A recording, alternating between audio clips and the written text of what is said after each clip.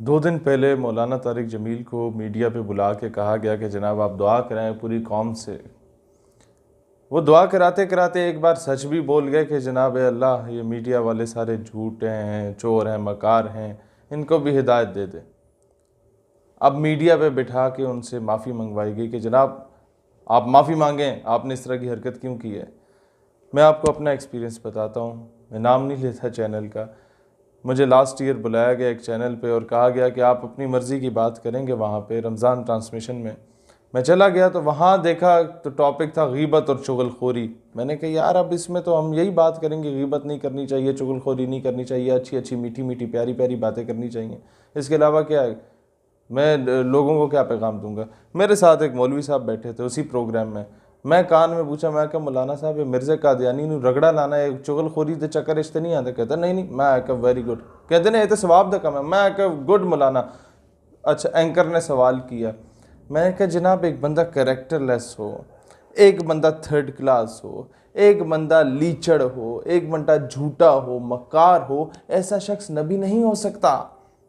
और कोई ऐसा शख्स जो कैरेक्टरलेस हो, झूठा हो, मकार हो, वो नबूवत का झूठा दावा करे, उसके खिलाफ आवाम को अवेयरनेस देना उसकी गैर मौजूदगी में गीबत और चुगलखोरी नहीं होता।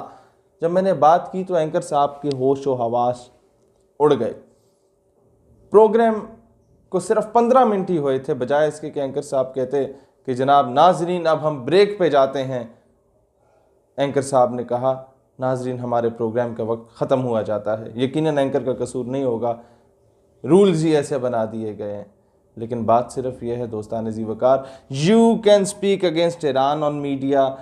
आप अफ़गानिस्तान के ख़िलाफ़ बोल सकते हैं मीडिया के खिलाफ ऊपर बैठ के, आप सऊदीया के ख़िलाफ़ बोल सकते हैं, आप तुर्की के ख़िलाफ़ बोल सकते हैं, मलेशिया इंडोनेशिया के ख़िलाफ़ बोल सकते हैं, आप मुसलमानों को दहशतगर्द कह सकते हैं, आप मुल्ला उमर मुजाहिद को दहशतगर्द कह सकते हैं, आप हाफिज़ सईद मसूद अज़हर को दहशतगर्द कह सकते हैं, आप खादिम रिजवी को दहशतगर्द कह सकते हैं, आप अमन की लिए निकलने वाले मुमताज़ कादरी को दहशतगर्द कह सकते हैं मीडिया पे बैठ के। लेकिन you are not allowed to speak against Israel and against America on media. America को किसने दहशतगर्द कहा आज तक बैठ के? किसी दिफाई तज्ज़ियाकार ने भी नहीं कहा।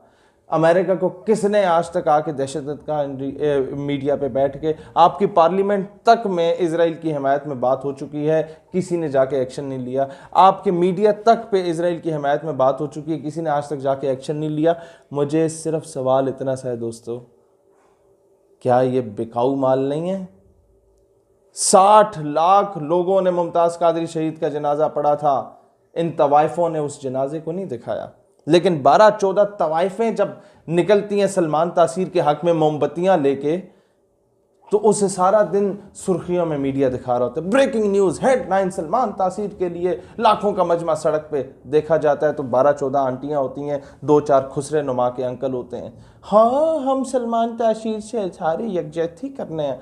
ऐसे खुसरे होते हैं कि उन्हीं के सैंडल से उनको फिर मारा गया था। कभी क्या हराम तोपियाँ कर रहे हो?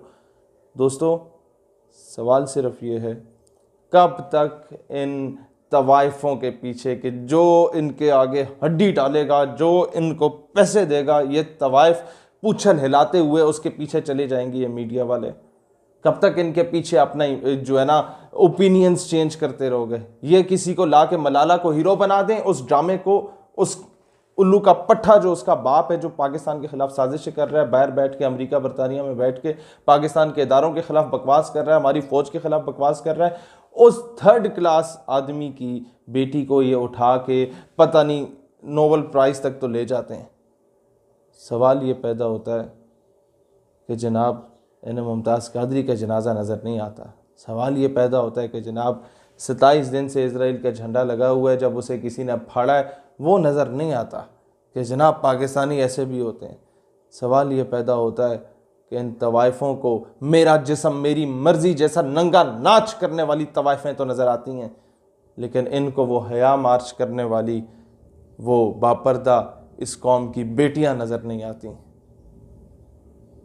फैसला आप पे छोड़ रहा हूँ, इन्हें सपोर्ट करना है या नहीं करना।